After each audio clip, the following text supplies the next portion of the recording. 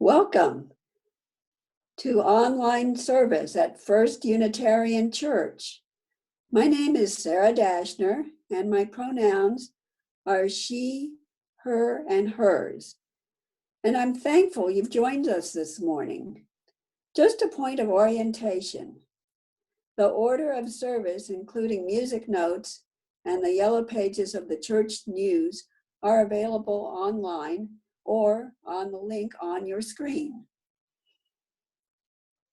The religious education is happening today as well. Ben Rosenzweig is offering online interactive children's chapel using Zoom. The first children's chapel is right after coffee hour at 11:30 a.m. The others will take place at 6 p.m. Also, please note that your webcam must be on the whole time. We hope your family will join us. There are many activities taking place at First Unitarian. The current stay-at-home order means we are offering online events each week to keep us in touch, including coffee with the minister, book and movie discussions, a midweek renewal service, and a growing number of online small group gatherings. The church is sending regular emails and events as they are added. Our annual Canvas campaign ended last Sunday, and we are so grateful to everyone who made a pledge. First Unitarian leadership will be following up in the coming weeks with folks who haven't made a commitment and updating the congregation on giving as we know more. We appreciate your commitment and contributions to our shared faith community. During this pandemic, we each will be affected by this outbreak in different ways. Don't hesitate, please, to reach out to Reverend Kim, our care and concern team, and your church friends for support.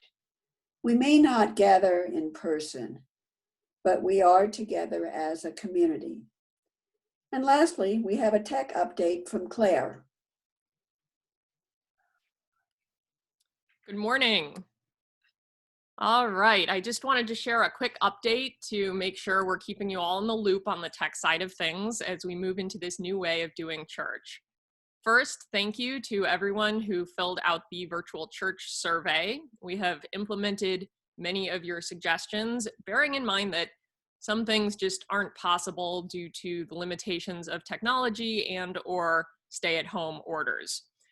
For example, while we'd all love to see services streamed from the sanctuary again, right now, Kim's virtual background is the best we can do. Yes, that is a photo of the sanctuary behind her. She is not actually in the church right now, believe it or not. I also want to thank the 10 people who have volunteered to join the tech team. This morning, we have Norma Vogelweid assisting me behind the scenes, and you'll see others helping out on future Sundays. I'll be hosting a tech team training this upcoming week, and it's not too late to get involved. If you're interested, you can email me or just comment here in the chat, and I'll get in touch with you after the service today. There are other ways you can contribute to Sunday services as well. We're particularly looking for musicians who might be interested in performing from home, as well as strong singers to lead hymns. You'll see when we get to this morning's hymns that we're now able to overlay singing with Earl's accompaniment. In some cases, we have past recordings of the entire congregation singing, but in other cases, we will be inviting singers from the congregation to record vocal tracks from their homes for us to add to Earl's accompaniment. So again, please get in touch with me if this is something that you might like to help with. One of the silver linings of online worship is the ability to get a bit creative with the use of video and images. So for our Easter service next week, we invite you to share photos of life, rebirth, and spring that you see around you, wherever you are, to be compiled into a slideshow. Please email those images to sundayservices@firstUUSt.org, and I am pasting that into the chat right now so that you don't have to remember that. It's Sunday services at firstuustlouis.org. And just please get those to us by the end of the day on Friday if you'd like them included. And lastly, I want to remind you that although we're sticking with Zoom for hosting these live services, the church does have a YouTube channel where we are posting recordings of each service later in the day on Sundays. And now we're working on adding closed captioning to those recordings for anyone who might find that helpful. So feel free to take a look at our YouTube channel page. Those will be up by the end of the day, Sunday, by Monday morning every week. Thank you for your patience as we all adjust to this new way of gathering, and please keep the feedback coming. The survey is closed now, but you're always welcome to email your thoughts to sundayservices@firstuustlouis.org. Thanks. Now, since one of the important aspects of worship is being present in community, we invite you to take a few moments and turn to your webcams on. Turn to your neighbor by turning your webcams on and wave to your friends. You'll need to switch to gallery view in order to see everyone.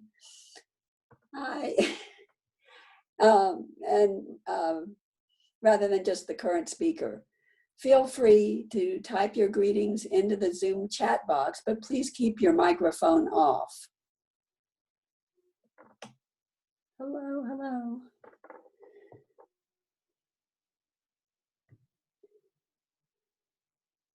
Welcome to this community where we affirm the dignity and freedom of all who enter.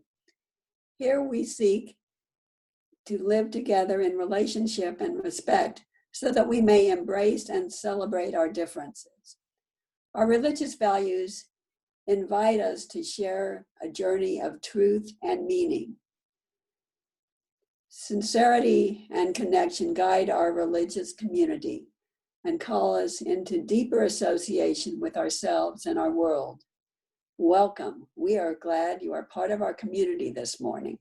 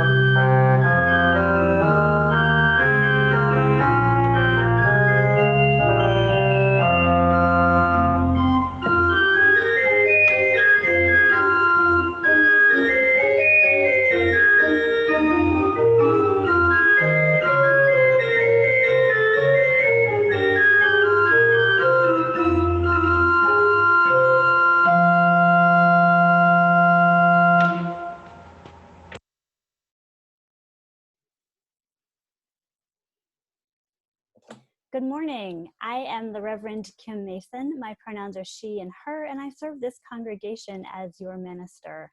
I am so glad that you have joined us this morning. Our call to worship comes from Elizabeth Mount.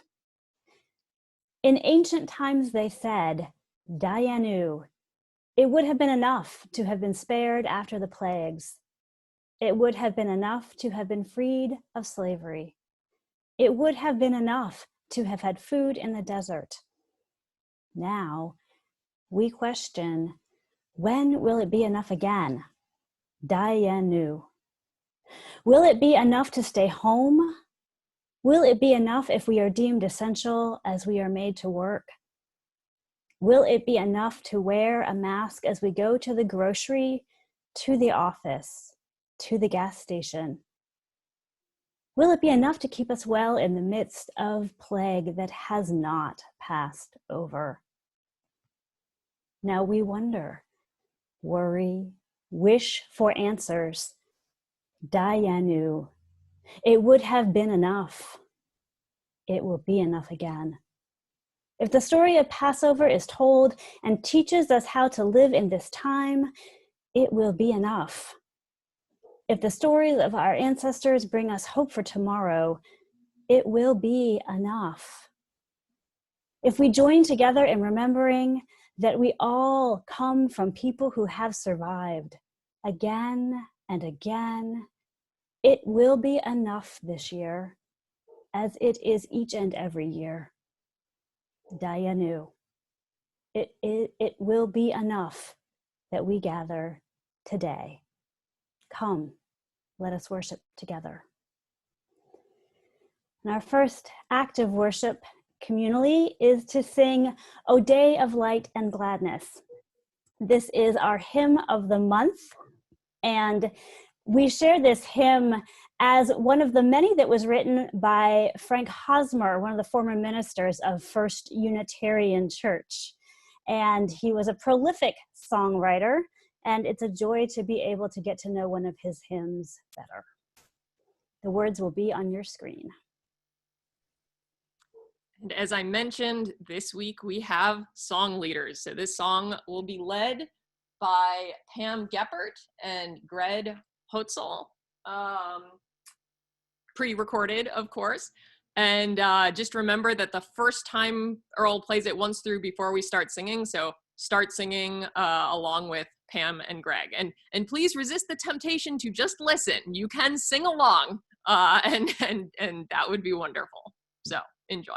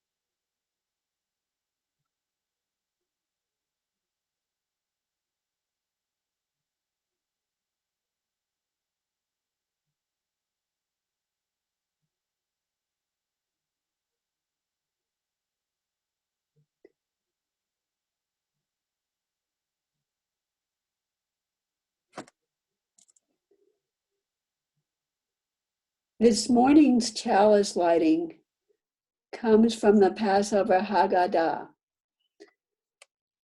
May the light we now kindle inspire us to use our powers to help and not to harm,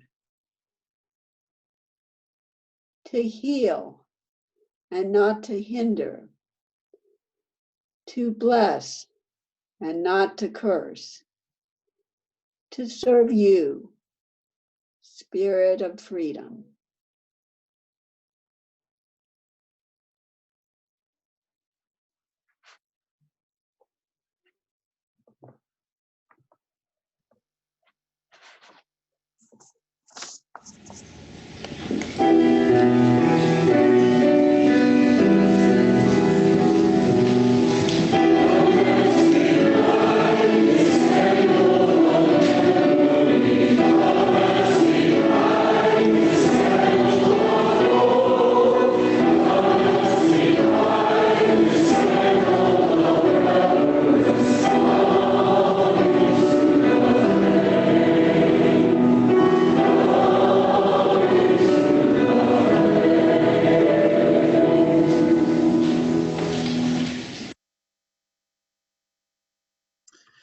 Hello, everyone. My name is Ben Rosenzweig. My pronouns are they, them, theirs, and I am the Director of Religious Education. And today's story is called A Different Kind of Passover by Linda Leopold Strauss.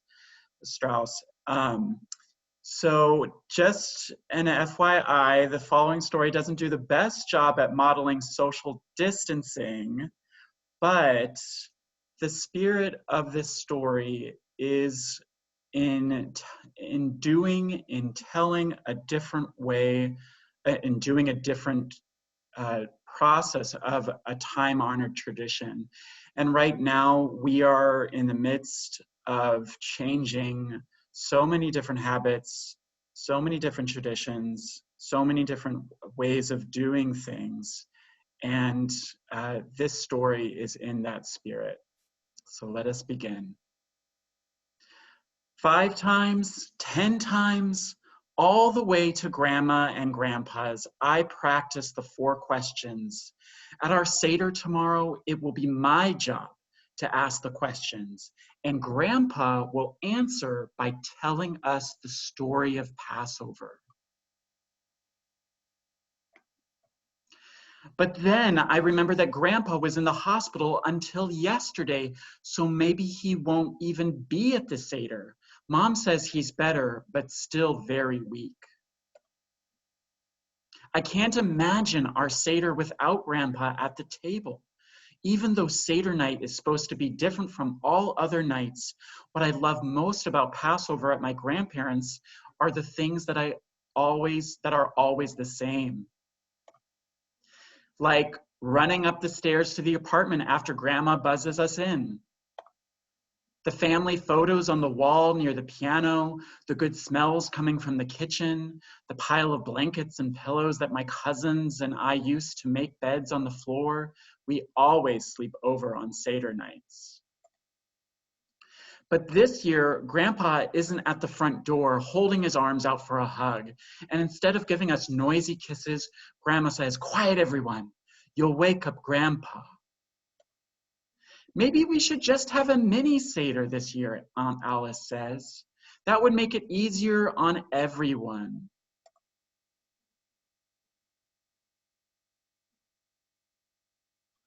I'm serious, Aunt Alice persists. Instead of having the whole Seder, Jessica can just ask the 4 questions and we'll have a nice Passover dinner. A little bird told me Jessie's been practicing the questions in Hebrew. In Hebrew, marvels Grandma. Really, Jessica?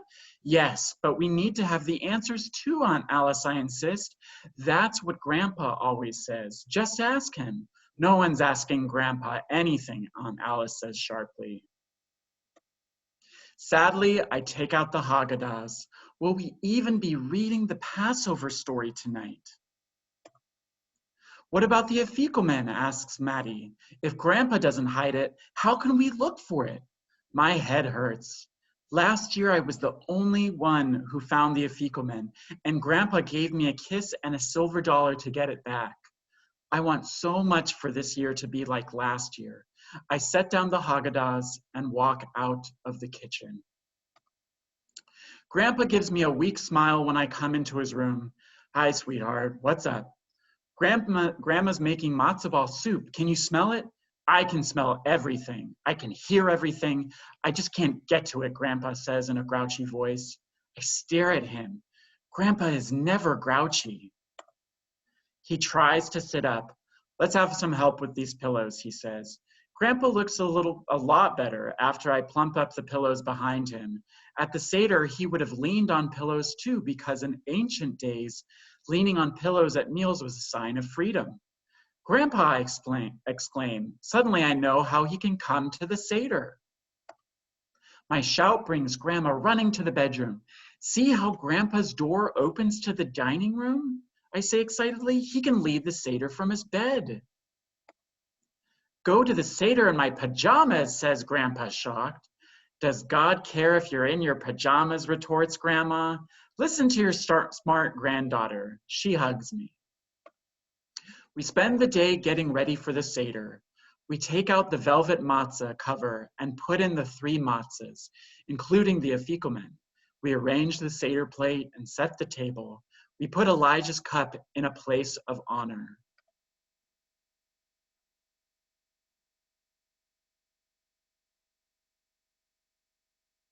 As I sit at the Seder table, these things are always the same as ever. The beautiful Seder plate, a Haggadah at every plate, Grandpa leading the Seder, me asking the 4 questions, this year in Hebrew. The 10 drops that I drip from my grape juice glass with my finger, one for each plague God sent the Egyptians until they let our people go. And Grandma saying, just when my stomach can't wait another minute, time to eat. But these things are different. Grandpa sitting in bed in his pajamas and getting tired halfway through the answers. Uncle Stephen helps him with the rest of the service. Mark getting to sip sweet wine instead of grape juice since he has just had his bar mitzvah. Daddy forgetting to say Grandma's horseradish is strong enough to clear his sinuses, but Aunt Alice saying it instead.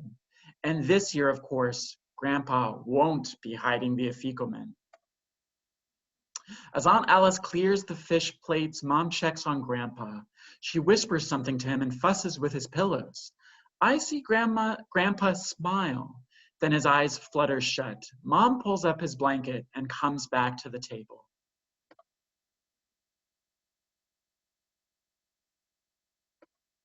After dinner, it's time to finish the Seder, but Uncle Stephen doesn't have the afikomen. How did it go missing? We need it to finish the Seder. Mark, Maddie, and I search all over the house.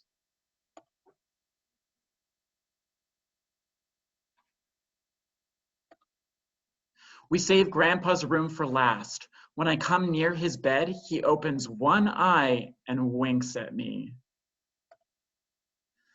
Suddenly, I remember the smile on his face when Mom went into his room. I check under his pillows, and there's the afikomen. Uncle Stephen gives me a silver dollar in exchange for the afikomen, and I run back to give Grandpa a kiss, just like I did last year. After we open the door for Elijah, we put down our Haggadahs and sing the final Passover songs. Our voices mixing, Mark's lower than it used to be, Grandpa's more wobbly. But the same or different, I know this is what I'll remember next year, my family on this special night at Passover.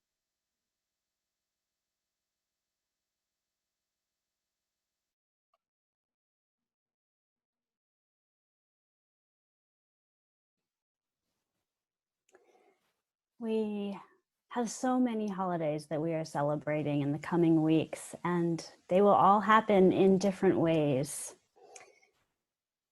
This is an example of one family and one way. It's a beautiful story. Thank you, Ben.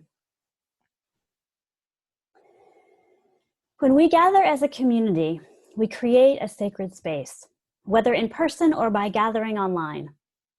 A wise man once said, "Sometimes in our lives we all have pain. We all have sorrow.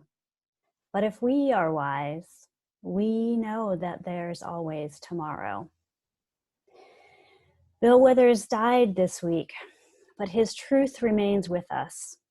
In this space, we lean on each other, helping one another carry both joy and sadness. This week, we celebrate with our organist, Earl Naylor, whose birthday was yesterday. In our shared community, many joys and sorrows are carried in our hearts and minds.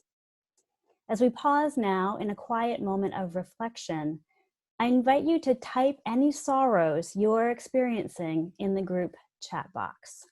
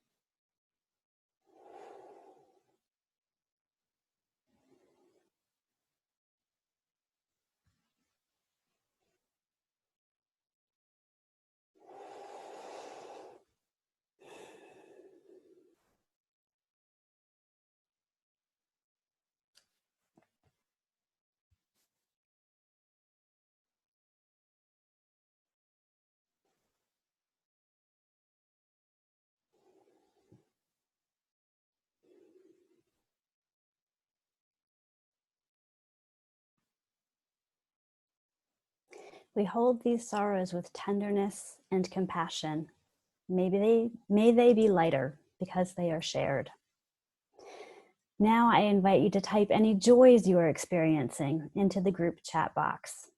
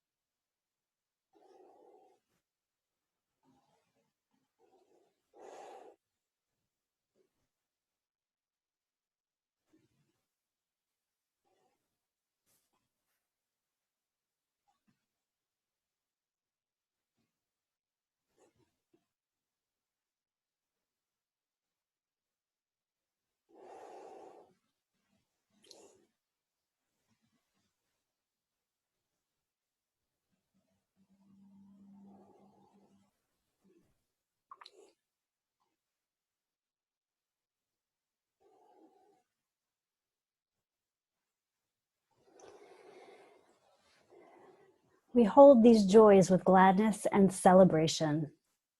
May they be magnified because they are shared. Now please join me in a moment of prayer and meditation. Spirit of life and love, holy within and among us, this is not easy. Dayanu, one death, one closure, one cancellation would have been enough. Yet each day the news tells of more infections, more cancellations, more death and more change. Our hearts are heavy with worry and loss, and the word Dayanu becomes a lament in our mouths. Spirit of life and love, holy within and among us. Outside, nature is emerging with joyful abandon. The flowers are blooming, the trees are budding, and the soft caress of spring is in the air. Dayanu. It would have been enough to know the earth was coming to life. But then bird song sounded throughout Wuhan, and the fish returned to the canals of Venice, and the smog cleared over LA. Our hearts fill with wonder, and we remember that Dayanu is also a word of joy. Spirit of life and love, holy within and among us, we are traversing a time of unknown. It feels like a wilderness, and we find solace in the shared experience. Dayanu, it would have been enough to know we are not separate in our collective isolation. But a wise man reminded us we have friends to call on, people to lean on, loved ones that will understand our problems. Our hearts swell in thanksgiving with the knowledge that we are not alone. May it ever and always be so. Amen, and blessed be.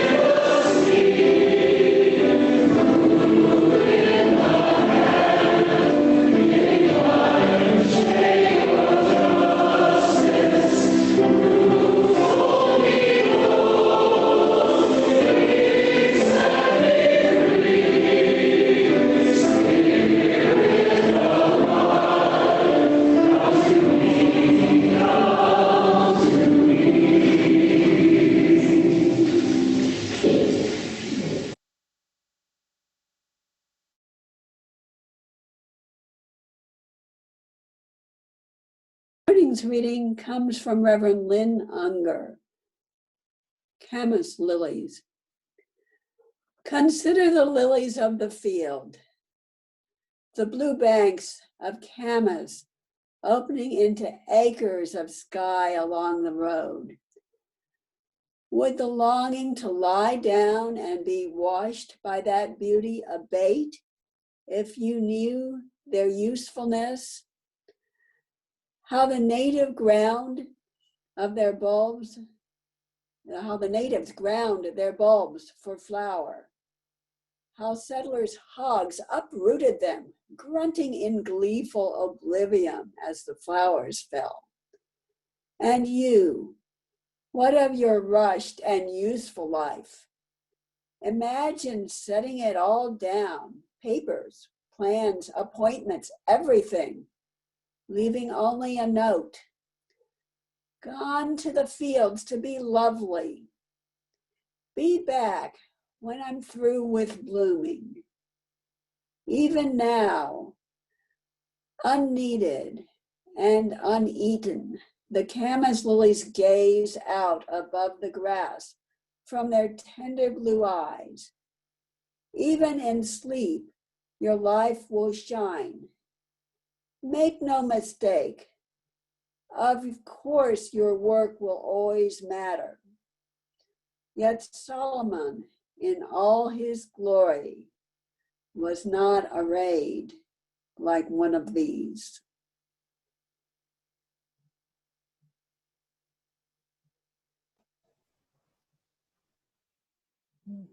Gorgeous.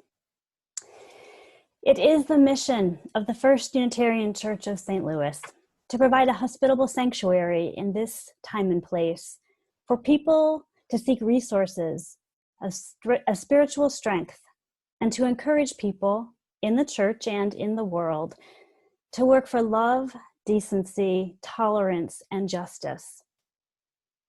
As we lean into the continuation of this stay-at-home order, the ministries of this church continue. The building is closed, but the church is open. And we need your support to keep our programs online and active. There are easy ways to donate even now, including paying online and texting to give. Visit the church website or follow the instructions on your screen during the offertory. Thank you for your generosity.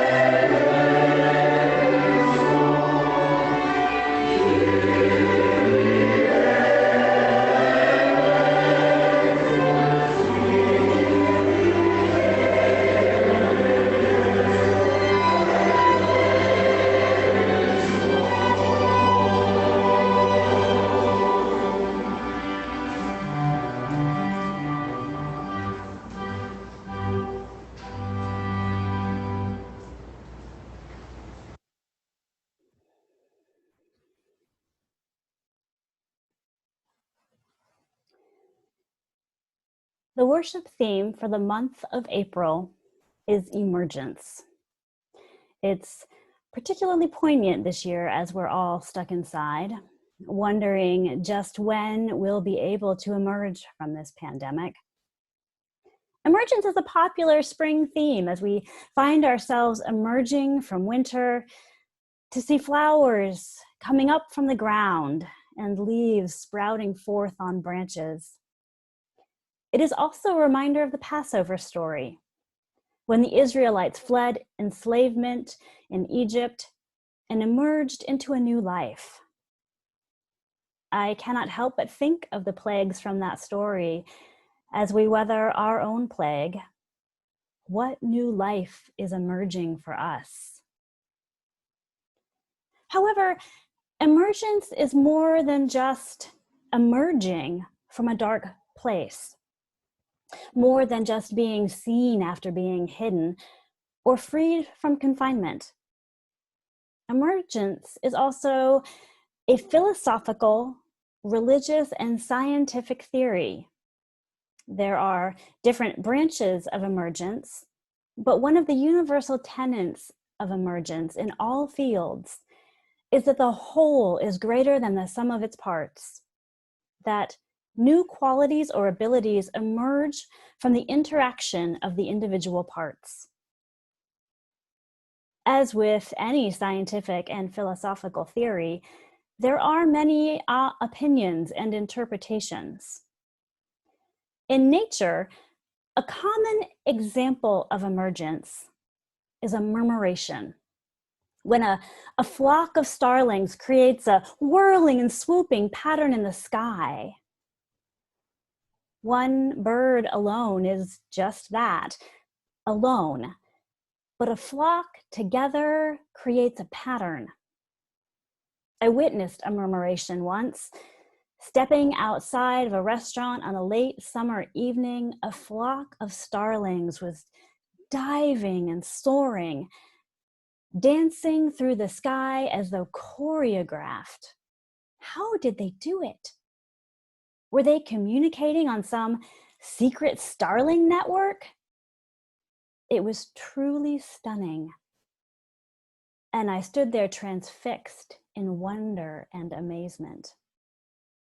A friend recorded a video of that day and gave me permission to share it with you all today.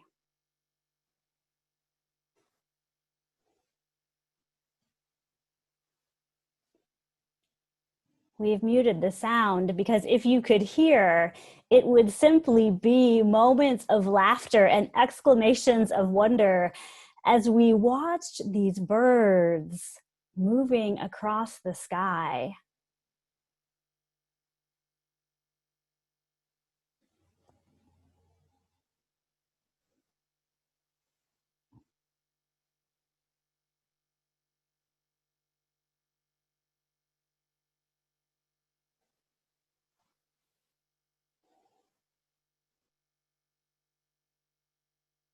My friend asked me, "Have you ever seen this before?" And I said, "No, never."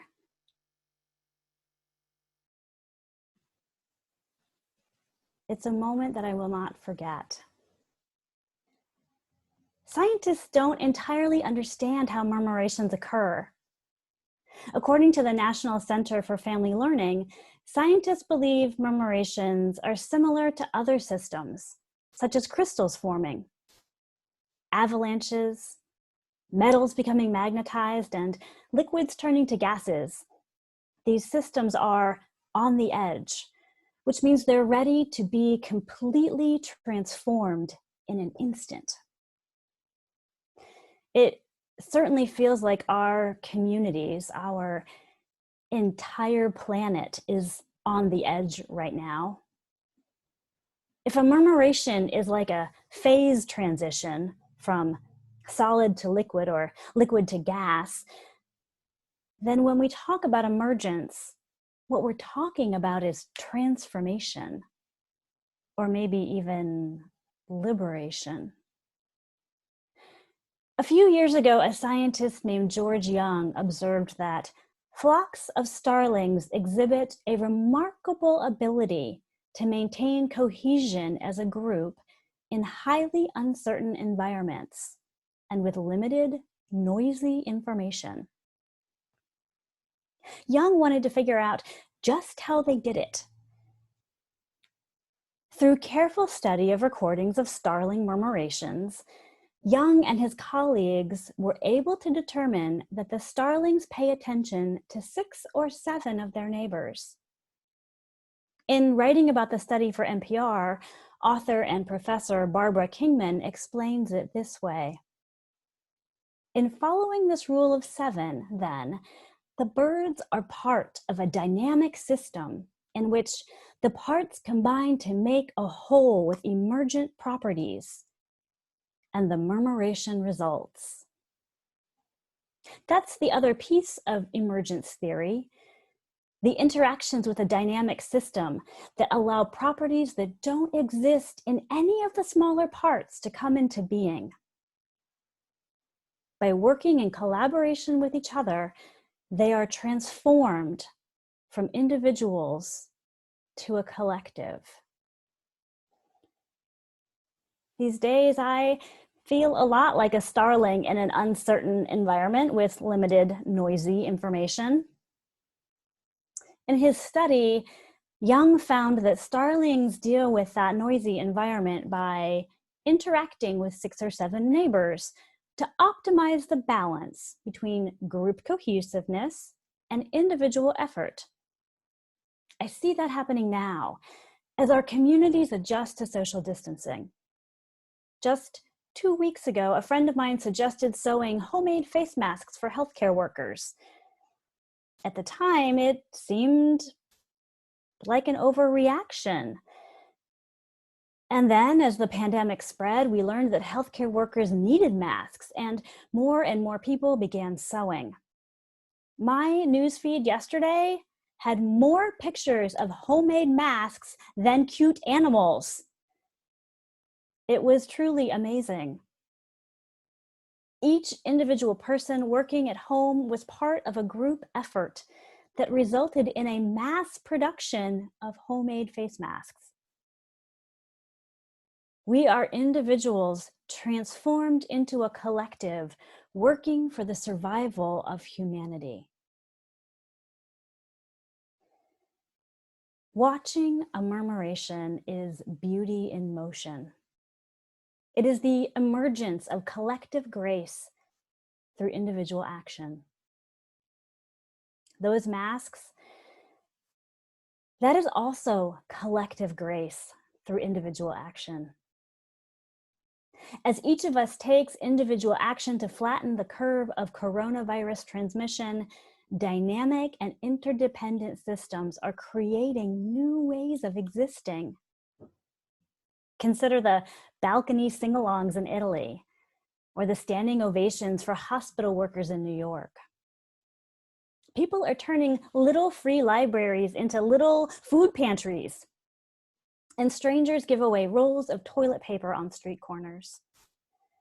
Artists are streaming free concerts for the whole world to watch. This collective action is showing that together we have a greater impact than any one person. No one expected that each individual staying home would bring about a re-emergence of nature, a re-emergence of beauty. And yet, our lives and our planet are being transformed. In the words of the poem earlier, imagine setting it all down. Papers, plans, appointments, everything, leaving only a note. Gone to the fields to be lovely. The Exodus story is also a story of transformation. The Jewish people took collective action to create a new future for themselves. Each year, observing Passover is a chance to consider what ways and practices keep us in confinement. It is an opportunity to reflect on shared resilience, freedom and compassion. The journey to freedom was born in plague and devastation. We are not wiping the blood of a lamb on our doorframes, but our masks signify the same plea.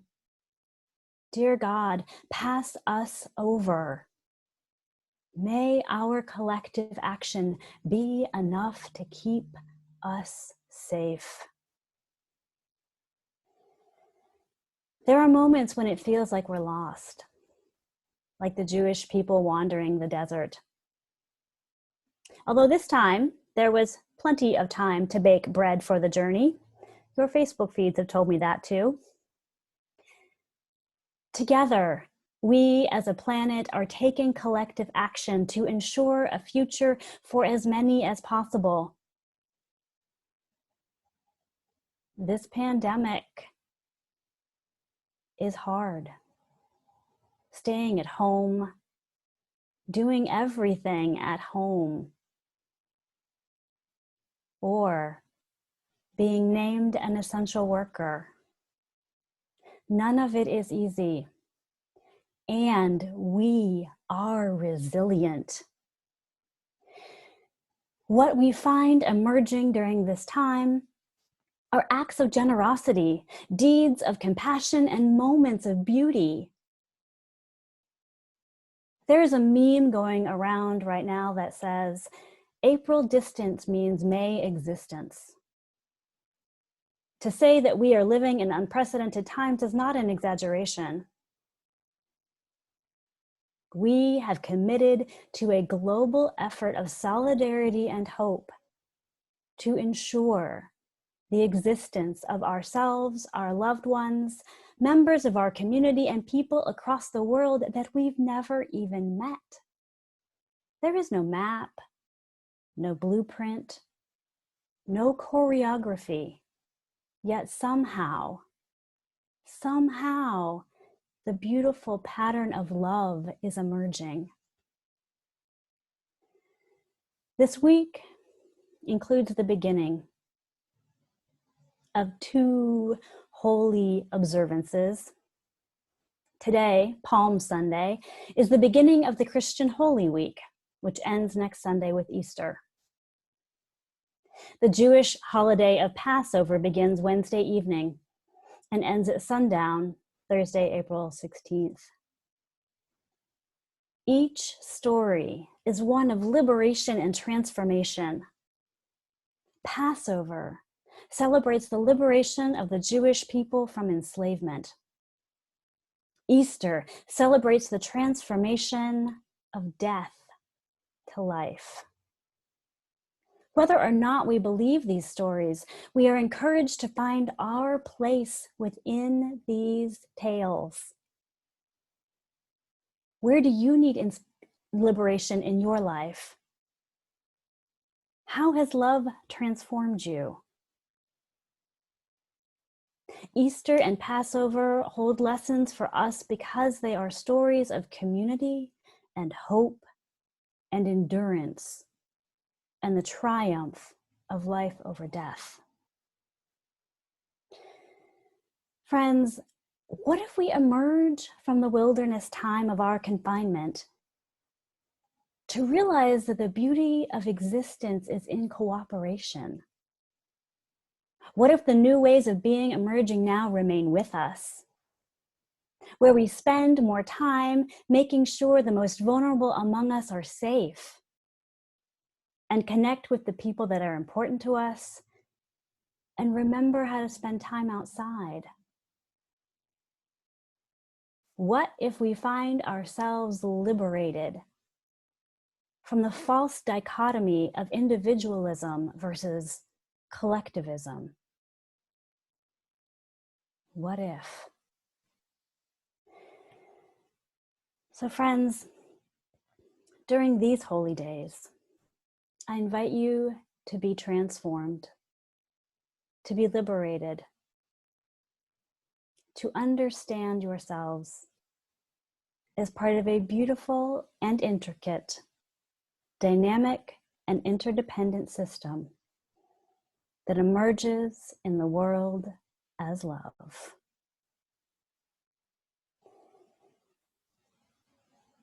And so we'll close our worship by singing a song about love and endurance. And our song leader for this closing hymn is Pam Geppert. Again, a reminder that Earl will play once through and we can all start singing when Pam does. So please sing along.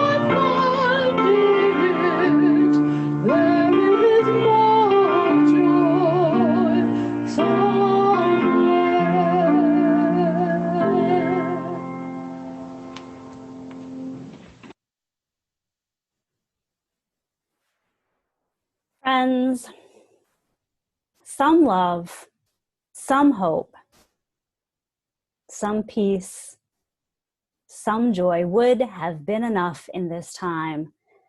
Dayenu. But there is more. More love, more hope, more peace, more joy right here. We are in a time of transformation. We don't have a blueprint or any choreography. But when we stay in touch with our community and act collectively, beauty emerges. I love you. We're all in this together. Go in peace. Amen. And blessed be.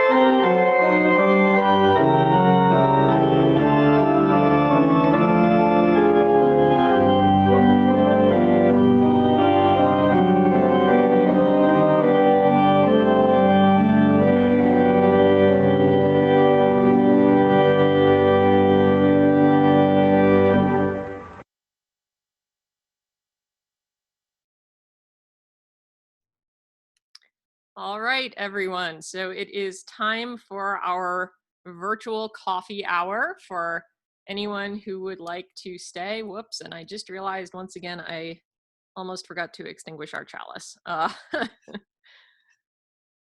me do that before we head to virtual coffee hour.